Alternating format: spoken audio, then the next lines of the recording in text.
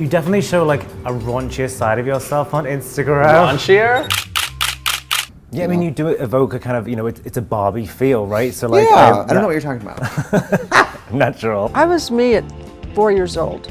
I mean, I remember one day thinking, I need to leave here. I've learned as much from these people as I possibly can. And my mom gave me something that has helped me my whole life. And she said, if it doesn't matter in 5 years, it doesn't matter. Never mind the conversation surrounding diversity, social media. I just don't think it would be the same story. And frankly, I don't know that it would be as sentimental, as romantic. I think we're much more cynical people. It wouldn't be the same show.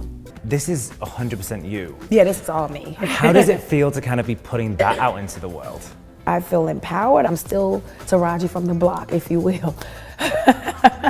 Just living out my dream. With this novel, I perhaps was the most spontaneous, outside of when I moved in with my husband 3 weeks after meeting.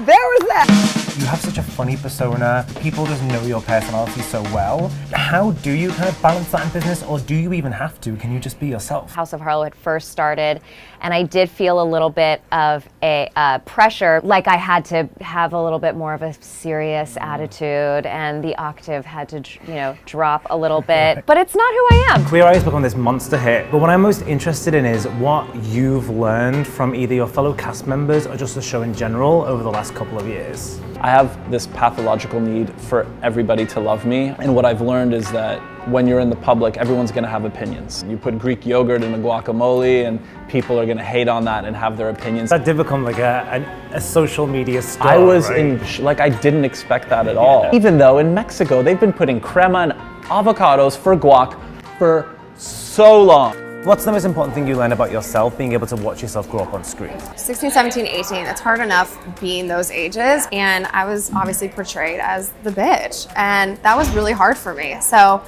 I really looked inward, and I said to myself, okay, I don't think I'm this girl, but if there's a slight chance that I am, I don't want to be that girl. And maybe I was going down a path of being that snotty little brat. I think editing had a lot to do with it too, but. You were young when you started in business, and now, you're in your 30s, you're a mother. I'm in my early 30s. Early 30s. You were on this TV show that was huge.